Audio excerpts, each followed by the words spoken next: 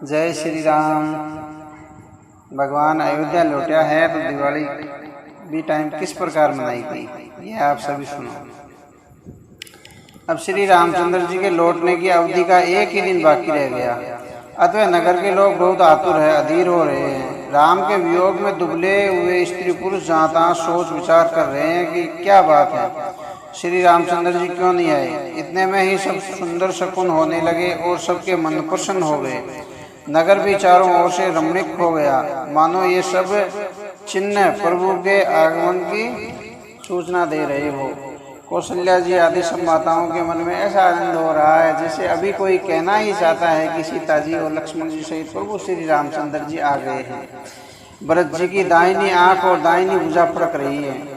इसे शुभ शकुन जानकर उनके मन में अत्यंत हर्ष हुआ और वे विचार करने लगे। प्राणों की आधार स्वरूप अवधि का एक ही दिन शेष रह गया था। यह सोचते ही भरत जी के मन में अपार दुख हुआ। क्या कारण हुआ कि नाथ नहीं आए। प्रभु कुटिल जानकर मुझे कहीं बुला तो नहीं दिया है। हाँ, लक्ष्मण के बड़े धन्य एवं बड़भागी हैं जो श्री रामचंद्र जी के चरण कमलों के प्रेमी हैं, अर्थात उनसे अलग नहीं हुए। मुझे तो प्रभु ने कपटी और कुटिल पहचान लिया, इसी से नाथ ने मुझे साथ नहीं लिया, यानी राम जी वनवास में नहीं लेके गए। बात भी ठीक ही है, क्योंकि यदि प्रभु मेरी करनी पर ध्यान दे तो 100 करोड़ असंख्य कल्पों तक भी मेरा निस्तार यानी छुटकारा नहीं हो सकता। परंतु आशा इतनी है कि प्रभु सेवक का अवगुण कभी नहीं मानते। वे दीनबंधु हैं और अत्यंत ही कोमल स्वभाव के हैं, अतः मेरे हृदय में ऐसा पक्का भरोसा है कि श्री रामचंद्र जी अवश्य मिलेंगे, क्योंकि मुझे शकुन बड़े शुभ हो रहे हैं। किंतु अवधि बीत जाने पर यदि मेरे प्राण रह गए तो जगत में मेरे समान नीच कोई नहीं है। श्री रामचंद्र जी के विरह समुद्र में भरत जी का मन डूब रहा था। उसी समय पवन पुत्र हनुमान जी ब्राह्मण का रूप धरकर इस प्रकार आ गए मानो उन्हें डूबने से बचाने के लिए नाव आ गई। श्री हनुमान जी ने दुर्बल शरीर भरत जी को जटाओं का मुकुट बनाए राम राम रघुपति राम जपते और कमल के समान नेत्रों से प्रेम आंसुओं का जल बहाते कुश के समान आसन पर बैठे देखा। उन्हें देखते ही श्री हनुमान जी अत्यंत हर्षित हुए। उनका शरीर पुलकित हो गया, नेत्रों से प्रेम आंसुओं का जल बरसने लगा। मन में बहुत प्रकार से सुख मानकर वे कानों के लिए अमृत के समान वाणी बोले। जिनके विरह में आप दिन रात शोक करते हैं और जिनके गुण समूह की पंक्तियों को आप निरंतर रटते रहते हैं, वे ही रघुकुल के तिलक, सज्जनों को सुख देने वाले और देवताओं तथा मुनियों के रक्षक श्री रामचंद्र जी सकुशल आ गए हैं। शत्रु को रण में जीतकर सीता जी और लक्ष्मण जी सहित प्रभु आ गए हैं। देवता उनका सुंदर यश गा रहे हैं। ये वचन सुनते ही भरत जी को सारे दुख को भूल गए। जैसे प्यासा आदमी अमृत पाकर प्यास के दुख को भूल जाता है। भरत जी ने पूछा, हे तात, तुम कौन हो और कहाँ से आए हो जो तुमने मुझको ये परम प्रिय अत्यंत आनंद देने वाले वचन सुनाए हैं। अब हनुमान जी ने कहा, हे कृपा निधान, सुनिए, मैं पवन का पुत्र और जाति का बानर हूँ। मेरा नाम हनुमान है। मैं दीनों के बंधु श्री रामचंद्र जी का दास हूँ। यह सुनते ही भरत जी उठकर आदर पूर्वक हनुमान जी से गले लगकर मिले। मिलते समय प्रेम हृदय में नहीं समाता, नेत्रों से आनंद और प्रेम के आंसुओं का जल बहने लगा और शरीर पुलकित हो गया। अब भरत जी ने कहा, हे हनुमान, तुम्हारे दर्शन से मेरे समस्त दुख समाप्त हो गए, दुखों का अंत हो गया। तुम्हारे रूप में आज मुझे प्यारे हनुमान जी हनुमान जी के रूप में आज मुझे राम जी ही मिल गए हैं। भरत जी ने बार बार कुशल पूछी और कहा, हे भाई सुनो, इस शुभ संवाद के बदले में तुम्हें क्या दूं। इस संदेश के समान इसके बदले में देने लायक पदार्थ जगत में कुछ भी नहीं है। मैंने यह विचार करके देखा है कि इसलिए हे तात, मैं तुमसे किसी प्रकार भी उत्तीर्ण नहीं हो सकता। अब मुझे प्रभु का चरित्र हाल सुनाओ। तब हनुमान जी ने भरत जी के चरणों में मस्तक नवाकर श्री रघुनाथ जी की सारी गुण गाथा कही। भरत जी ने पूछा, हे हनुमान, कहो, कृपालु स्वामी श्री रामचंद्र जी कभी मुझे अपने दास की तरह याद भी करते थे। रघुवंश के भूषण श्री रामचंद्र जी क्या कभी अपने दास की भांति मेरा स्मरण करते रहे हैं। भरत जी के अत्यंत नम्र वचन सुनकर हनुमान जी पुलकित शरीर होकर उनके चरणों पर गिर पड़े। और मन में विचार करने लगे कि जो चराचर के स्वामी हैं वे रघुवीर अपने श्रीमुख से जिनके गुणों का वर्णन करते हैं, वे ब्रज जी ऐसे विनम्र परम पवित्र और सगुणों के समुद्र क्यों न हो। हे हनुमान जी। अब हनुमान जी ने कहा, हे नाथ, आप श्री रामचंद्र जी को प्राणों के समान प्रिय हैं। हे तात, मेरा वचन सत्य है। यह सुनकर भरत जी बार बार मिलते और हृदय में हर्ष समाता नहीं। फिर भरत जी के चरणों में सिर नवाकर हनुमान जी तुरंत ही श्री रामचंद्र जी के पास लौट गए और जाकर उन्होंने सब कुशल कही। तब प्रभु हर्षित होकर विमान पर चढ़कर चले।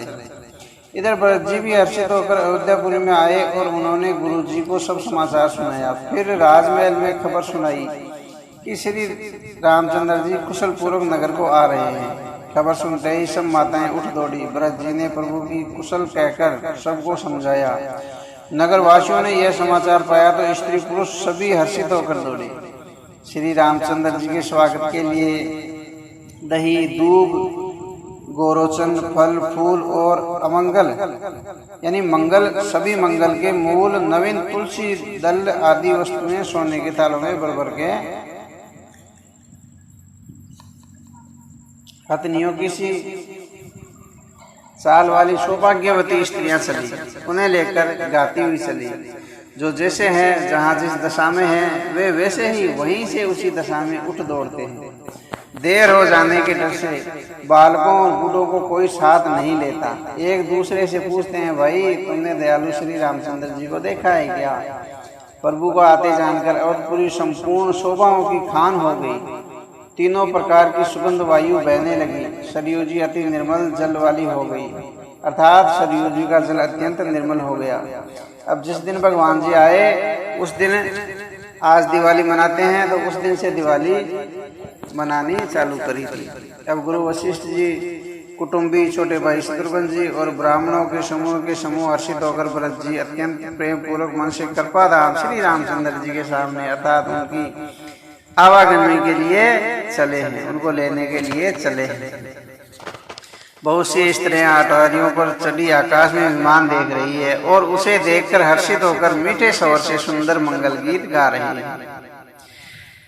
श्री रघुनाथ जी पूर्णिमा के चंद्रमा है तथा अवधपुरी समुद्र है, जो उस चंद्रमा को देखकर हर्षित हो रहा है और शोर करता हुआ बढ़ रहा है। इधर उधर दौड़ती हुई स्त्रियां उसकी तरंगों के समान लगती है।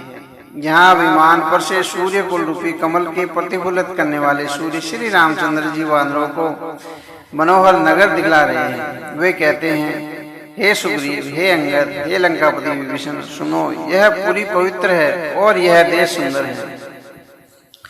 देखो, सतयुग में भी विमान हुआ करते थे। वो विमान पुष्पक विमान था, आज की तरह हवाई जहाज नहीं थी। यज्ञ भी सबने बैकुंठ की बढ़ाई की है। यह देव पुराणों में प्रसिद्ध है और जगत जानता है, परंतु अवधपुरी के समान मुझे वह भी प्रिय नहीं। यह बात वेद कोई कोई विरले ही जानते हैं। यह सुहावनीपुरी मेरी जन्मभूमि है। इसके उत्तर दिशा में जीवों को पवित्र करने वाली सरयू जी नदी है।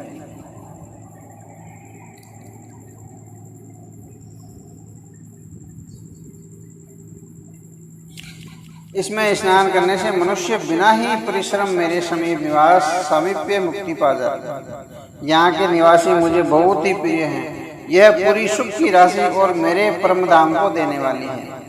प्रभु की वाणी सुनकर सब वानर हर्षित हुए और कहने लगे, जिस अवध की स्वयं श्री रामचंद्र जी ने बढ़ाई की है वह अवश्य ही धन्य है।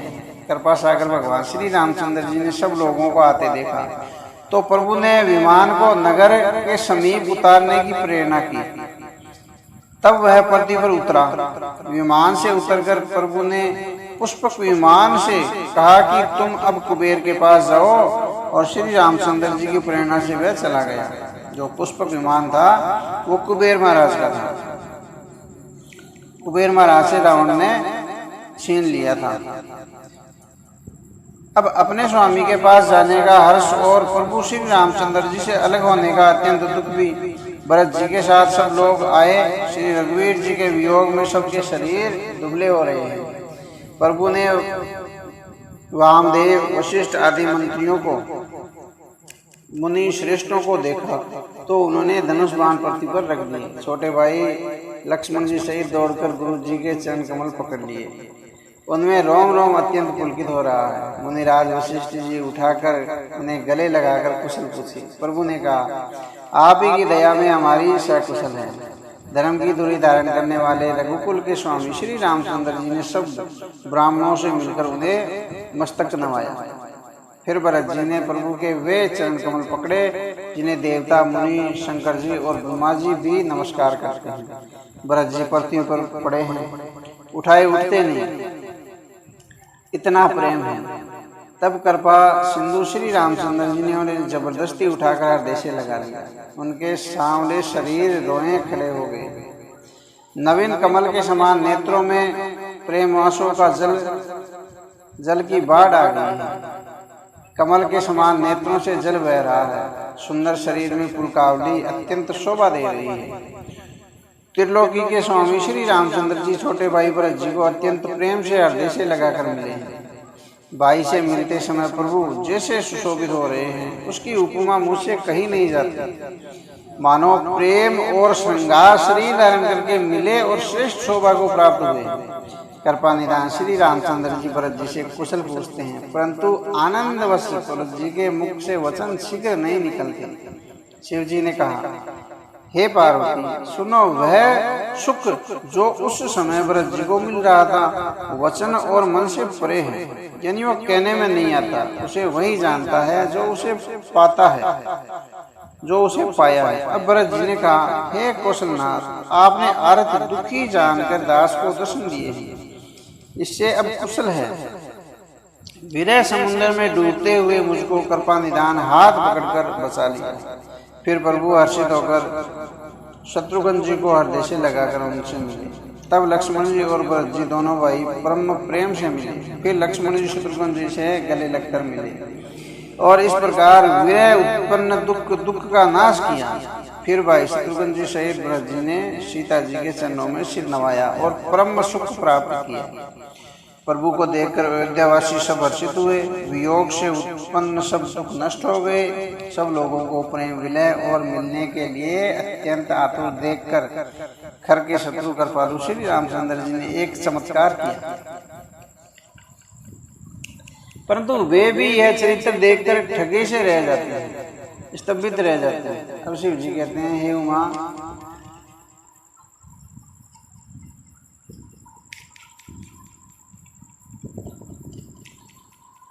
अब राम जी ने क्या कहा कि बहुत से रूप बना लिए। उसी समय कृपालु श्री रामचंद्र जी असंख्य रूपों में प्रकट हो गए और सबसे एक ही साथ यथा योग्य मिले।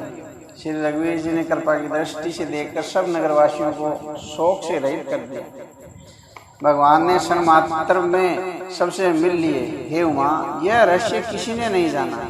इस प्रकार शील और गुणों के धाम श्री रामचंद्र जी सबको सुखी करके आगे बढ़े। कौशल्या आदि माताएं जैसे दौड़ी मानो नई ब्याई हुई गाय अपने बछड़े को देखकर दौड़ रही हो। मानो नई ब्याई हुई गायें अपने छोटे बच्चों को घर पर छोड़ परवश होकर वन में चलने गई हो और दिन का अंत होने पर बच्चों से मिलने के लिए पुकार करके थन से दूध गिराती हुई नगर की ओर दौड़ी हुई। अब प्रभु ने अत्यंत प्रेम से सब माताओं से मिलकर उसने बहुत प्रकार से कोमल वचन कहे। वियोग से उत्पन्न भयानक विपत्ति दूर हो गई और सबने भगवान के मिलकर और उनके वचन सुनकर अगणित सुख और हर्ष प्राप्त किए। सुमित्रा जी अपने पुत्र लक्ष्मण जी की श्री रामचंद्र जी के चरणों में प्रीति जानकर उससे मिली। श्री रामचंद्र जी से मिलते समय कैकेयी हृदय में बहुत सकुचाती। अब लक्ष्मण जी भी बहुत सब माताओं से मिलकर और आशीर्वाद पाकर हर्षित हुए। वे कैकेयी से बार बार मिले, परंतु उनके मन का शोक यानी रोष नहीं गया। जानकी जी सब सासुओं से मिली और उनके चरणों लगकर उन्हें अत्यंत हर्ष हुआ। सास में कुशल पूछकर आशीर्वाद दे रही हैं और तुम्हारा सुहाग असल हो ये कह रही है।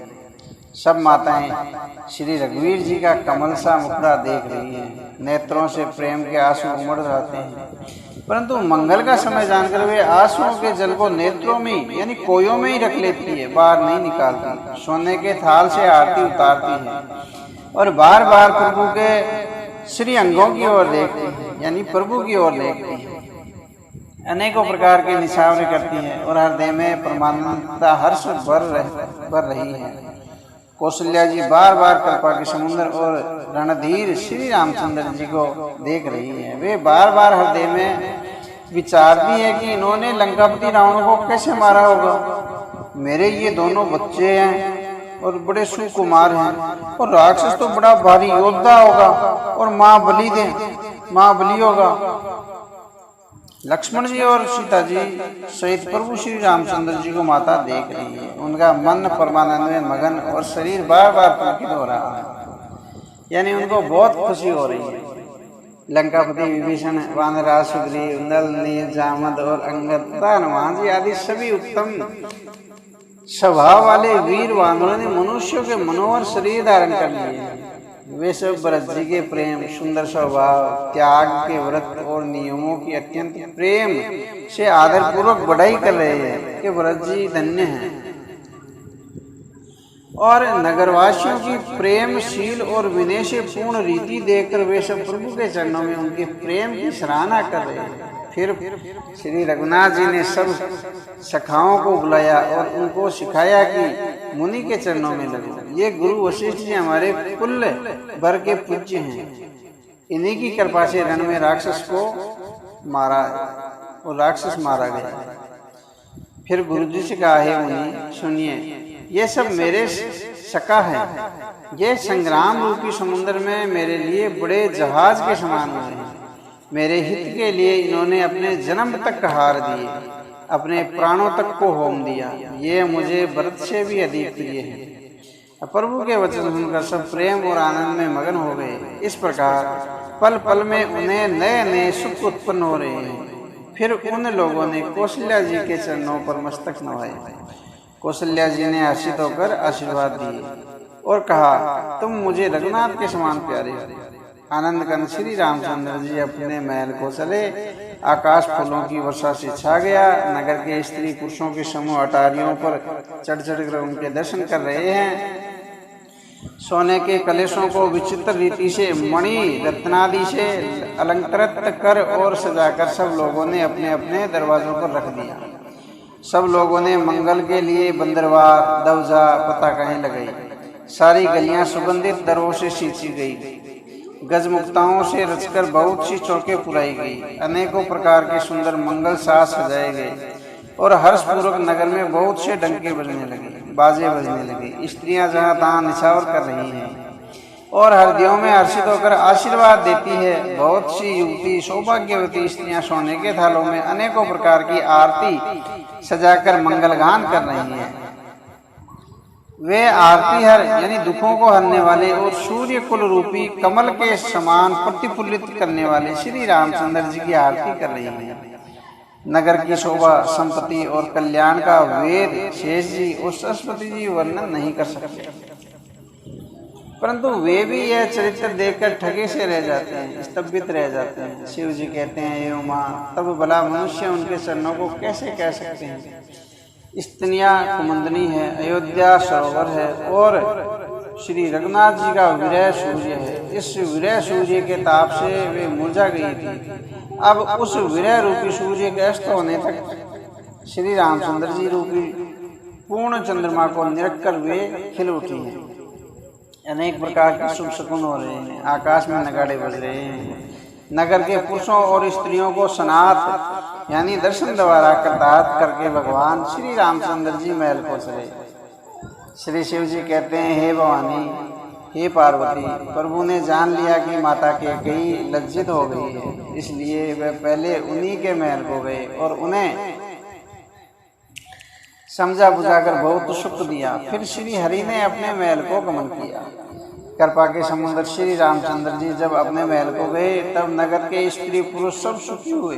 गुरु वशिष्ठ जी ब्राह्मणों को बुला लिया और कहा, आज शुभ घड़ी, सुंदर दिन आदि सभी शुभ योग्य हैं। आप सब ब्राह्मण हर्षित होकर आज्ञा दीजिए जिसमें श्री रामचंद्र जी सिंहासन पर विराजमान हो।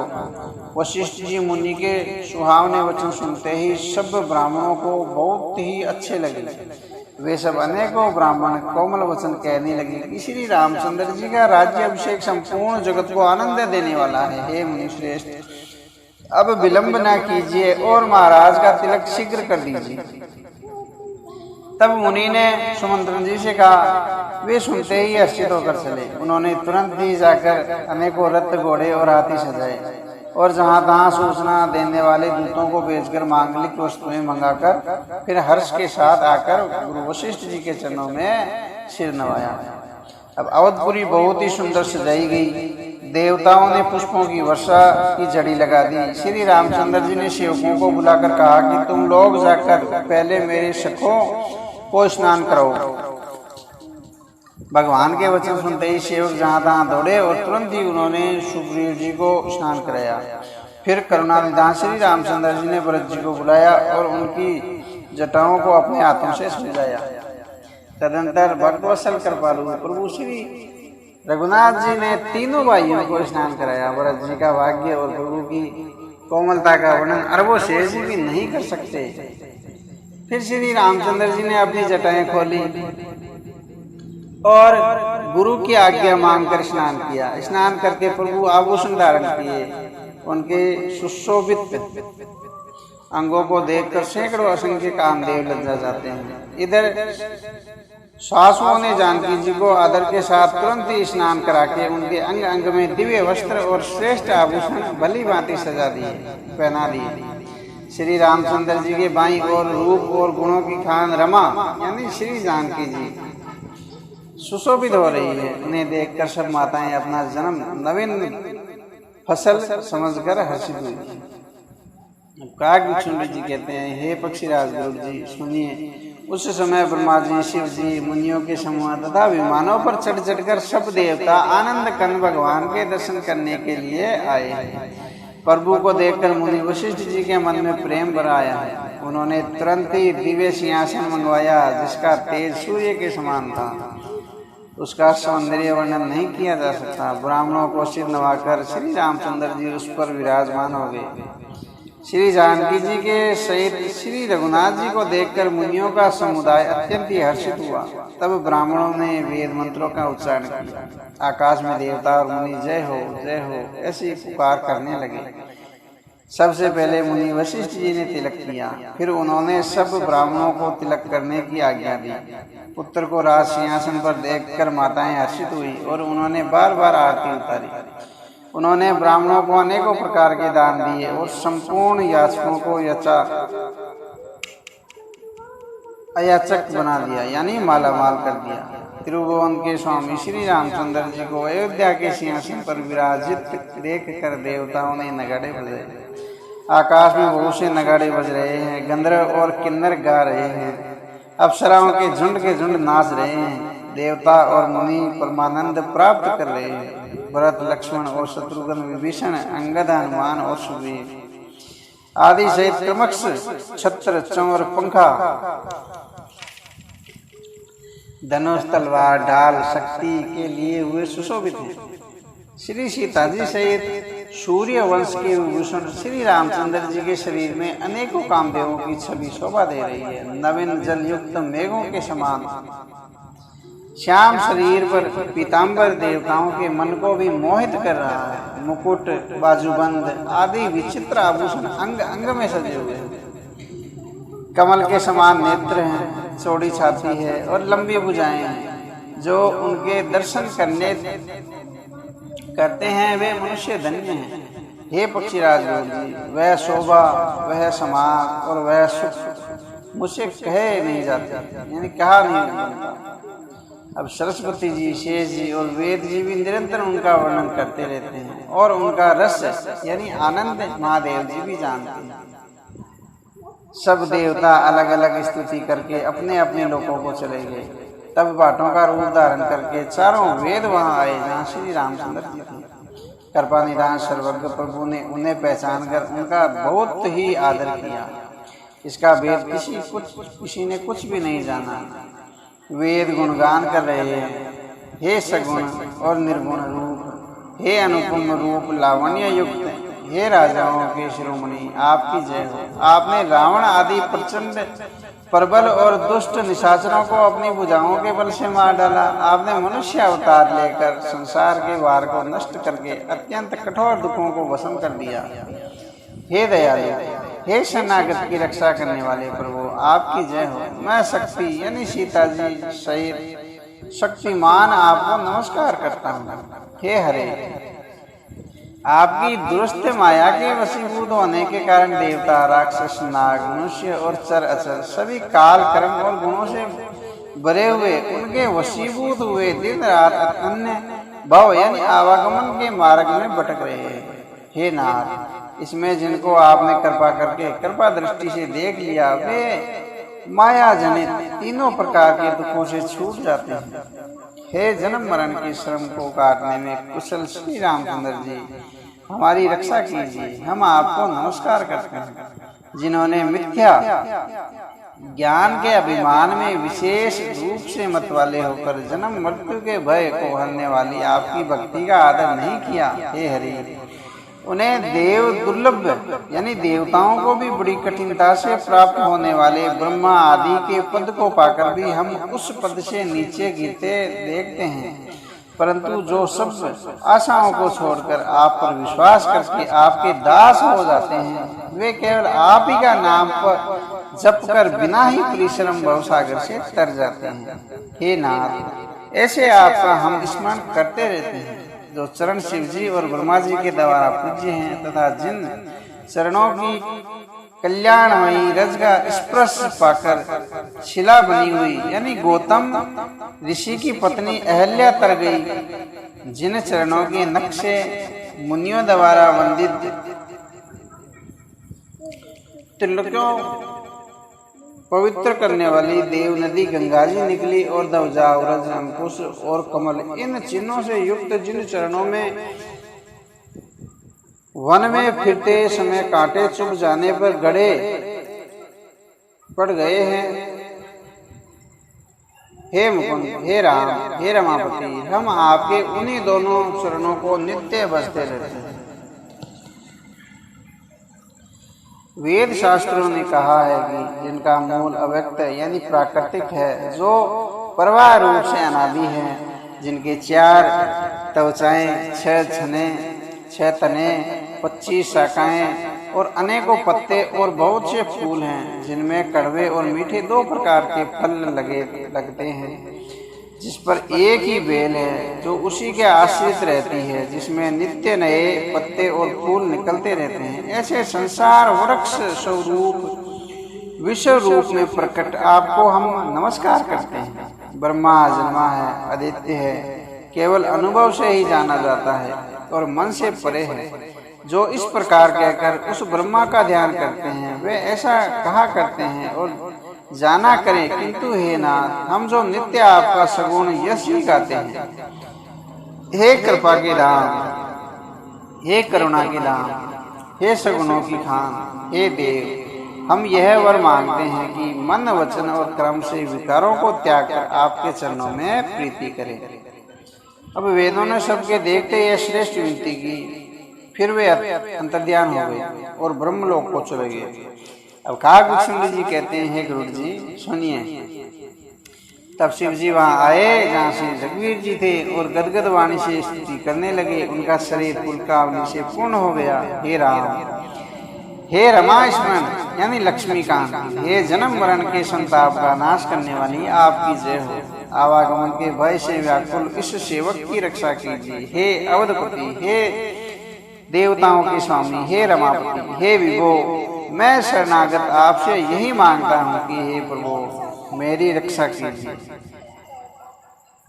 हे 10 सिर और 20 भुजाओं वाले रावण का विनाश करने के पृथ्वी के सब महान रोगों कष्टों को दूर करने वाले श्री रामचंद्र जी, राक्षस समूह रूपी जो पतंगे थे वे सब आपके बाण रूपी अग्नि में प्रचंड तेज से भस्म हो गए। आप पृथ्वी मंडल के अत्यंत सुंदर आभूषण हैं। आप श्रेष्ठ ब्राह्मण, आप श्रेष्ठ बाण, धनुष और तरकश धारण किए हुए, महान मद, मोह और ममता रूपी रात्रि के अंधकार समूह के नाश करने के लिए आप सूर्य के तपोमय किरण समूह हैं।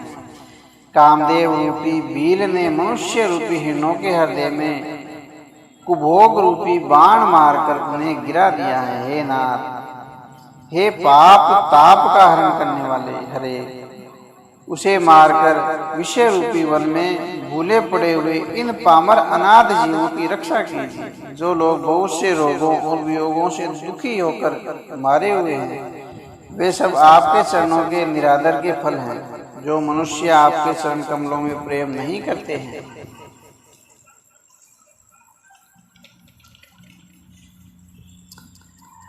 वे अथाह भवसागर में पड़े रहते हैं। जिन्हें आपके चरण कमलों में प्रीति नहीं है, वे नित्य ही अनंत है, दीन है, मलिन है, उदास और दुखी रहते हैं। और जिनकी लीला कथाओं का आधार है, उनको संत और भगवान सदा प्रिय लगते हैं।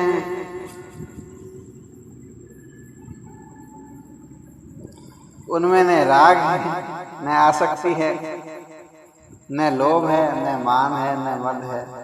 उनको संपत्ति सुख और विपत्ति दुख के समान है। इसी से मुनि लोग योग साधन का भरोसा करके सदा के लिए त्याग देते हैं और प्रसन्नता के साथ आपके सेवक बन जाते हैं। वे प्रेम पूर्वक नियम लेकर निरंतर शुद्ध हृदय से आपके चरण कमलों की सेवा करते रहते हैं और निरादर और आदर को सम्मान जानकर वे सब संत सुखी होकर पृथ्वी पर विचरते रहते हैं। हे मुनियों के मन रूपी कमल के भ्रमर, हे महान रणवीर और अजय श्री रघुवीर जी, मैं आपको बजता हूँ, आपकी शरण ग्रहण करता हूँ। हे हरि, आपका नाम जपा करता हूँ और आपको नमस्कार करता हूँ। आप जन्म मरण रूपी रोग की महान औषध और अभिमान के शत्रु हैं। आप गुणशील और कृपा के परम ध्यान हैं, स्थान हैं। आप लक्ष्मीपति हैं, मैं आपको निरंतर प्रणाम करता हूँ। हे रघुनंदन, आप जन्म मरण सुख दुख राग द्वेष द्वंद्व समूह का नाश कीजिए। हे पृथ्वी की पालना करने वाले राजन, इस दीन जन की ओर भी दृष्टि डालिए। मैं आपसे बार बार यही वरदान मांगता हूँ कि मुझे आपके चरण कमलों की अचल भक्ति और आपके भक्तों का सत्संग सदा प्राप्त हो। हे लक्ष्मीपति, हर्षित होकर मुझे यही वरदान दीजिए, मुझे यही वरदान दीजिए। श्री रामचंद्र जी के गुणों का वर्णन करके उमापति महादेव जी हर्षित होकर कैलाश को चले गए। तब प्रभु ने वानरों को सब प्रकार से सुख देने वाले डेरे दिलवाए। ध्यान से सुनो। हे गुरु जी, सुनिए, यह कथा सबको पवित्र करने वाली है। वैदिक, दैहिक, भौतिक तीनों प्रकार के तापों और जन्म मरण रूपी भय का नाश करने वाली है। महाराज श्री रामचंद्र जी के कल्याण में राज्य अभिषेक का चरित्र निष्काम भाव से सुनकर मनुष्य वैराग्य और ज्ञान प्राप्त करते हैं। और जो मनुष्य सकाम भाव से सुनते और जो गाते हैं, वे अनेकों प्रकार के सुख और संपत्ति पाते हैं। वे जगत में देव दुर्लभ सुखों को भोगकर अंतकाल में श्री रघुनाथ जी के परम धाम को जाते हैं। इसे जो जीवन मुक्त विरक्त और विषयी सुनते हैं, वे क्रमश भक्ति मुक्ति और नवीन संपत्ति नित्य नए भोग पाते हैं। हे पक्षीराज गरुड़ जी, मैंने अपनी बुद्धि के पहुँच के अनुसार राम कथा वर्णन की है, जो जन्म मरण के भय और दुख को हरने वाली है। यह वैराग्य, विवेक और भक्ति को दृढ़ करने वाली है तथा मोह रूपी नदी के पार करने के लिए सुंदर नाव है। अवधपुरी में नित्य नए मंगलोत्सव होते हैं। सभी वर्गों के लोग हर्षित रहते हैं। श्री रामचंद्र जी के चरणों में जिन्हें श्री शिव जी, मुनिगण और ब्रह्मा जी भी नमस्कार करते हैं, सबकी नित्य नवीन प्रीति है। भिक्षुकों को बहुत प्रकार के वस्त्राभूषण पहनाए गए और ब्राह्मणों ने नाना प्रकार के दान पाए। वानर सब ब्रह्मानंद में मगन है। प्रभु के चरणों में सबका प्रेम है। उन्होंने दिन जाते जाने ही नहीं और बाद में 6 महीने बीत गए। उन लोगों को अपने घर भूल गए ही जागृत तो बात ही क्या, उन्हें स्वप्न में भी घर की शुद्ध याद नहीं आती। जैसे संतों के मन में दूसरों के द्रोह करने की बात कभी नहीं आती। तब श्री रघुनाथ जी ने सब सखाओं को बुलाया, सबने आकर आदर सहित सिर नवाया। बड़े ही प्रेम से श्री रामचंद्र जी ने उनको अपने पास बैठाया और भक्तों को सुख देने वाले कोमल वचन कहे कि अब तुम लोग मेरी बड़ी सेवा की है, मुँह पर किस प्रकार तुम्हारी बढ़ाई करूं। मेरे हित के लिए तुम लोगों ने घरों को तथा सब प्रकार के सुखों को त्याग दिया है, इससे तुम मुझे अत्यंत ही प्रिय लग रहे हो। छोटे भाई, राज्य, संपत्ति, जानकी जी, अपना शरीर, घर, कुटुंबी और मित्र, ये सभी मुझे प्रिय हैं, परंतु तुम्हारे समान नहीं है। मैं झूठ नहीं कहता, यह मेरा स्वभाव है। सेवक सभी को प्यारे लगते हैं, यह नीति नियम है, पर मेरा तो दास पर स्वाभाविक ही विशेष प्रेम है। हे सखागण, अब सब लोग घर जाओ, वहां दृढ़ नियम से मुझे बसते रहना और मुझे सदा सर्वव्यापक और सबका हित करने वाला जानकर अत्यंत प्रेम करना। अब प्रभु के वचन सुनकर सब के सब प्रेम मगन हो गए। हम कौन हैं, हम कहाँ हैं, यह देख की शुद्ध भी भूल गए हैं। वे प्रभु के सामने हाथ जोड़कर टकटकी लगाए देखते ही रह गए हैं। अत्यंत प्रेम के कारण कुछ कह नहीं सकते। प्रभु ने उनका अत्यंत प्रेम देखा, तब उन्हें अनेकों प्रकार से विशेष ज्ञान का उपदेश दिया। प्रभु के सम्मुख वे कुछ कह नहीं सकते, बार बार प्रभु के चरणों को देख रहे हैं। तब प्रभु ने अनेकों रंग के अनुपम और सुंदर गहने कपड़े मंगवाए। अब सबने पहले भरत जी ने अपने हाथों से सवार कर सुग्रीव को आभूषण दिए। फिर प्रभु की प्रेरणा से लक्ष्मण जी ने विभीषण जी को गहने पहनाए, जो श्री रघुवीर जी के मन को बहुत ही अच्छे लगे। अंगद बैठे ही रहे, वे अपनी जगह से हिले तक नहीं। उनका उत्कट प्रेम देखकर प्रभु ने उनको नहीं बुलाया। जामवंत और नील नल आदि सबको श्री रघुनाथ जी ने स्वयं आभूषण वस्त्र पहनाए। वे सब अपने हृदय में श्री रामचंद्र जी के रूप को धारण करके उनके चरणों में मस्तक नवाकर चले। वस्त्र तो आज भी देते हैं, कोई भी मेहमान आते हैं जब।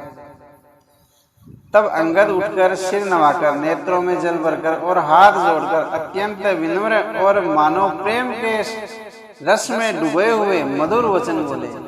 हे सर्वज्ञ, हे कृपा और सुख के समुद्र, हे दीनों पर दया करने वाले, हे आर्तों के बंधु, सुनिए। हे नाथ, अब मरते समय मेरा पिता बाली मुझे आपकी ही गोद में डाल गया था।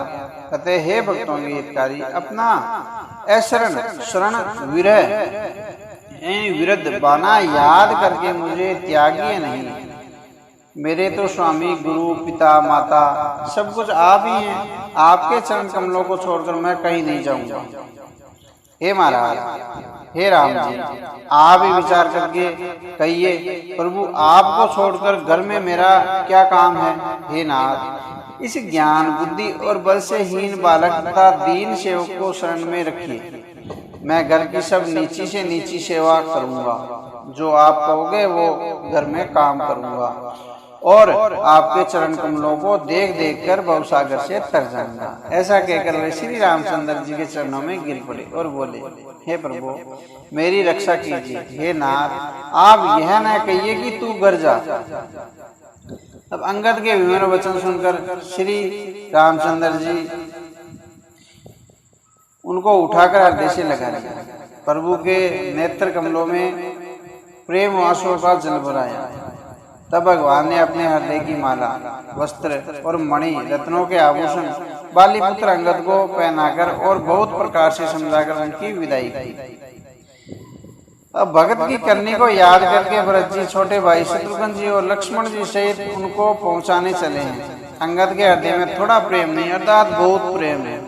वे फिर कर श्री रामचंद्र जी की ओर देखते हैं और बार बार दंडवत प्रणाम करते हैं। मन में ऐसा आता है कि श्री रामचंद्र जी मुझे रहने को कह दे, कहीं जाने को नहीं कहे।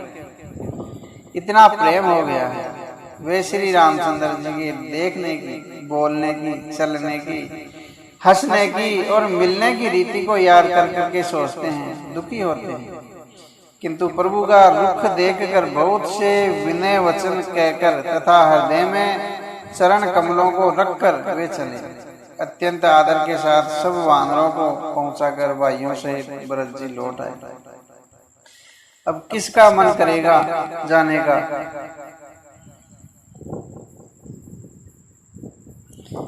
तब हनुमान जी ने सुग्रीव के चरण पकड़ लिए और अनेकों प्रकार से विनती की और कहा, हे देव, 10 यानी कुछ दिन और आपकी चरणों की सेवा करके फिर मैं चला जाऊंगा। सुग्रीव जी ने कहा, हे पवन पुत्र, तुम पुण्य की राशि हो, जो भगवान ने तुमको अपनी सेवा में रख लिया है। जाकर कृपाधाम श्री रामचंद्र जी की सेवा करो। सब वानर ऐसा कहकर तुरंत चल पड़े। अंगद ने कहा, हे हनुमान जी सुनो, मैं तुमसे हाथ जोड़कर कहता हूँ, प्रभु से मेरी दंडवत कहना और श्री रामचंद्र जी को बार बार मेरी याद कराते रहना। ऐसा कहकर बालीपुत्र अंगद चले गए। तब हनुमान जी लौटे और आकर प्रभु से उनका प्रेम वर्णन किया। उसे सुनकर भगवान प्रेम मगन हो गए। काकभुक्षुंडी जी कहते हैं, हे गरुड़ जी, श्री रामचंद्र जी का चित्त ब्रज के भी अत्यंत कठोर, फूल से भी अत्यंत कोमल है। अतः कहिए वह किसकी समझ में आ सकता है? फिर कृपालु श्री रामचंद्र जी ने निषाद राज को बुला लिया और उसे आभूषण वस्त्र प्रसाद में दे दिए। फिर कहा, अब तुम भी आओ, अपने घर जाओ, वहां मेरा स्मरण करते रहना, मुझे भजते रहना और मन वचन क्रम से धर्म के अनुसार चलना। तुम मेरे मित्र हो और भरत के समान भाई हो। अयोध्या में सदा आते जाते रहना। यह वचन सुनते ही उनको भारी दुख उत्पन्न हुआ। नेत्रों में जल भर आया, प्रेम के आंसू आ गए। जल भरकर वह चरणों में गिर पड़ा। फिर भगवान के चरण कमलों को हृदय में रखकर वह घर चला गया और वो घर जाके प्रभु का स्वभाव सुनाया। श्री रामचंद्र जी का यह चरित्र देखकर अवधपुरवासी बार बार कहते हैं कि सुख की राशि श्री रामचंद्र जी धन्य हैं। श्री रामचंद्र जी के राज्य पर प्रतिष्ठित होने पर तीनों लोग हर्षित हो गए हैं। उनके सारे शोक जाते रहे। कोई किसी से वैर नहीं करता है। श्री रामचंद्र जी के प्रताप से सबकी विषमता यानी आंतरिक भेदभाव मिट गए हैं। सब लोग अपने अपने वर्ण और आश्रम में अनुकूल धर्म से तत्पर हुए सदा वेद मार्ग पर चलते रहते हैं और सुख पाते हैं। उन्हें न किसी बात का भय है और न शोक है और न कोई रोग ही सताता है। राज्य राम जी के राज्य में दैहिक, वैदिक, भौतिक ताप किसी को नहीं व्यापते। सब मनुष्य परस्पर प्रेम करते हैं और वेदों में बताई हुई नीति मर्यादा में तत्पर रहकर अपने अपने धर्म का पालन करते हैं। धर्म अपने अपने चारों चरणों सत्य, सोच, दया और दान से जगत में परिपूर्ण हो रहा है। सौपन में भी कहीं पाप नहीं है। पुरुष और स्त्री सभी राम भक्ति के परायण हैं और सभी परम गति मोक्ष के अधिकारी हैं। छोटी अवस्था में मृत्यु नहीं होती, न किसी को कोई पीड़ा होती है। सभी के शरीर सुंदर और निरोग हैं। न कोई दरिद्र है और न कोई दुखी है और न दीन है। न कोई मूर्ख है, न कोई शुभ लक्षणों से हीन है। सभी दंभ रहित, धर्मपरायण है और पुण्य आत्मा है। पुरुष और स्त्री सभी चतुर और गुणवान हैं। सभी गुणों का आदर करने वाले और पंडित हैं तथा सभी ज्ञानी हैं। सभी कृतज्ञ यानी दूसरे के लिए उपकारों को मानने वाले हैं। कपट, चतुराई, दुर्ता किसी में नहीं है। अब काकभुक्षुंडी जी कहते हैं, हे पक्षीराज जी, सुनिए, श्री रामचंद्र जी के राज्य में जड़ चेतन सारे जगत में काल, कर्म, स्वभाव और गुणों से उत्पन्न हुए दुख किसी को नहीं व्यापते, अर्थात उनके संबंध में कोई नहीं है। अयोध्या में श्री रघुनाथ जी 7 समुद्रों की मेखला यानी कर देने वाली पृथ्वी के एकमात्र राजा हैं, जिनके एक एक रोम में अनेकों ब्रह्मांड है। उनके लिए 7 दीपों की यह प्रभुता कुछ अधिक नहीं है, बल्कि प्रभु की उस महिमा को समझ लेने पर तो यह कहने में कि वे 7 समुद्र में गिरी हुई समद्वीपमयी पृथ्वी के एक छत्र सम्राट हैं। उनकी बड़ी हीनता होती है। परंतु हे गुरु जी, जिन्होंने वह महिमा जान ली, वे भी फिर इस लीला में बड़ा प्रेम मानते हैं, क्योंकि उस महिमा को भी जानने का फल यह लीला, इस लीला का अनुभव ही है। अब इंद्रियों का दमन करने वाले श्रेष्ठ महामुनि ऐसा कहते हैं कि राम राज्य की सुख संपत्ति का वर्णन शेष जी और सरस्वती जी भी नहीं कह सकते। तो बोला, मैं कैसे कह सकता हूँ? सभी नर नारी उदार हैं, सभी परोपकारी हैं और सभी ब्राह्मणों के चरणों के सेवक हैं। सभी पुरुष मात्र एक पत्नी तो है। इसी प्रकार स्त्रियां भी मन वचन और कर्म से पति का ही हित करने वाली है। श्री रामचंद्र जी के राज्य में दंड केवल सन्यासियों के हाथों में है और भेद नाचने वालों के नृत्य समाज में है, और जीतो शब्द केवल मन के जीतने के लिए ही सुनाई पड़ता है। अर्थात राजनीति में शत्रुओं को जीतने तथा चोर डाकुओं आदि को दमन करने के लिए साम दाम दंड और भेद, ये 4 उपाय किए जाते हैं। राम राज्य में कोई शत्रु है ही नहीं, इसलिए जीतो शब्द केवल मन से जीतने के लिए ही कहा जाता है। कोई अपराध करता ही नहीं, इसलिए दंड किसी को नहीं होता। दंड शब्द केवल सन्यासियों के हाथ में रहने वाले जो दंडक के लिए ही रह गया है, तथा सभी अनुकूल होने के कारण वेद नीति आवश्यकता ही नहीं रह गई है। वेद शब्द केवल सुर ताल के वेद के लिए ही कानों में आता है। वनों में वृक्ष सदा फूलते और फलते हैं। हाथी और सिंह वेर बुलाकर एक साथ रहते हैं। पक्षी और पशु सभी ने स्वाभाविक वेर बुलाकर आपस में प्रेम बढ़ा लिया है। पक्षी क्रूजते यानी मीठी बोली बोलते हैं। भांति भांति के पशुओं के समूह निर्भय विचर रहे हैं, आदर करते हैं। शील मंद सुगंध पवन बहता है और बोरे पुष्पों का रस लेकर चलते हुए गुंजार करते हैं। बेले और वृक्ष मांगने से ही मधु मकरंद टपका देते हैं। गौवे मनचाहा दूध देती है। धरती सदा खेती से भरी रहती है। त्रेता में शत्रुघ्न की करनी स्थिति हो गई है। समस्त जगत के आत्मा भगवान को जगत का राजा जानकर पर्वतों ने अनेक प्रकार की मणियों की खाने प्रकट कर दी है। सब नदियां श्रेष्ठ शीतल निर्मल और सुख प्रबुद्ध स्वादिष्ट जल बहने लगी। समुद्र अपनी मर्यादा में रहते हैं। वह लहरों के द्वारा किनारों पर रत्न डाल देते हैं, जिन्हें मनुष्य पा जाते हैं। सब तालाब कमलों से परिपूर्ण हैं। 10 दिशाओं के विभाग अर्थात सभी प्रदेश अत्यंत प्रसन्न हैं।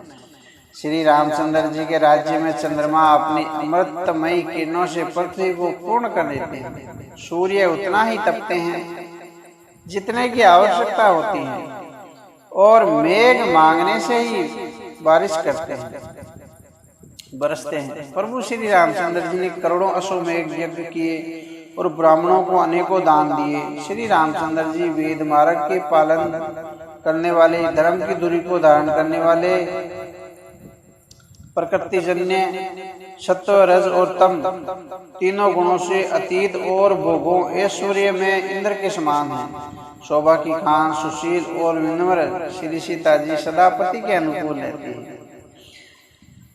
वे कृपा सागर श्री रामचंद्र जी की प्रभुता महिमा को जानती है और मन लगाकर उनके चरण कमलों की सेवा करती है।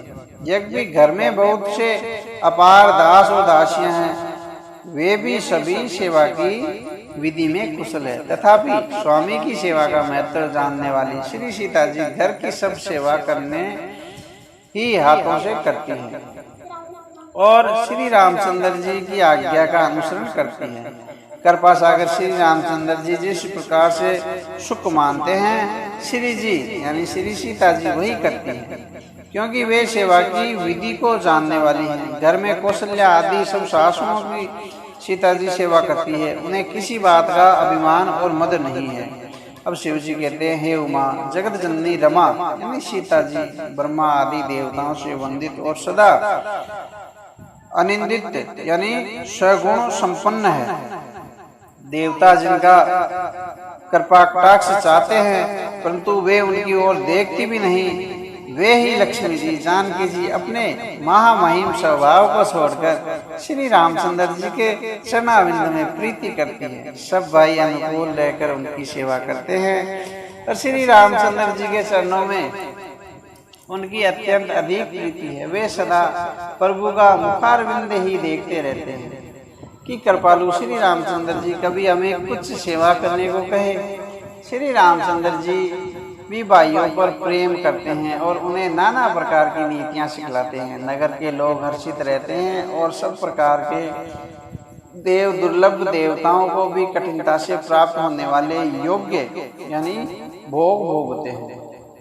वे दिन रात ब्रह्मा जी को मनाते रहते हैं और उनसे श्री रघुवीर जी के चरणों में प्रगति चाहते हैं।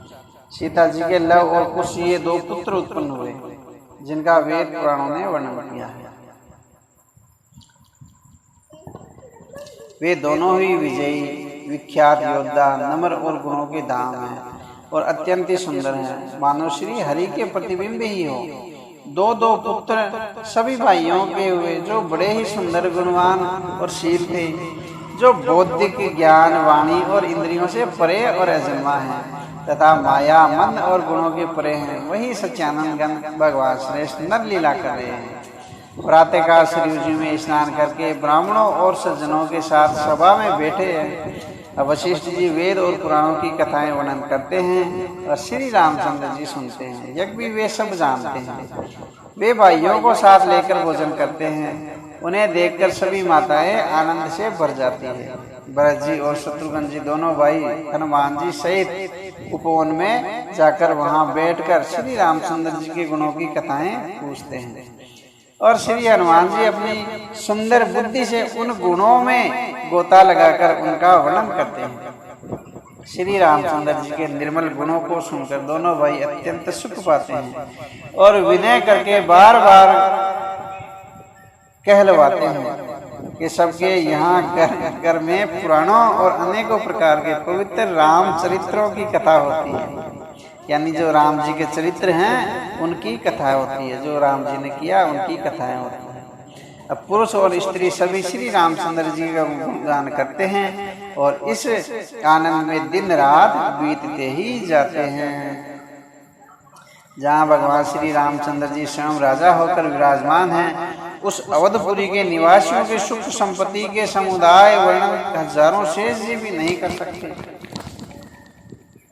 नारद आदि, सनक आदि मुनीश्वर सब कौशलराज श्री रामचंद्र जी के दर्शन के लिए प्रतिदिन अयोध्या आते हैं और उस दिव्य नगर को देखकर वैराग्य बुला देते हैं। दिव्य वर्णन और रत्नों से बनी हुई अटारियां हैं, उनमें मणि रत्नों की अनेकों रंगों की सुंदर ढली हुई फर्शें हैं।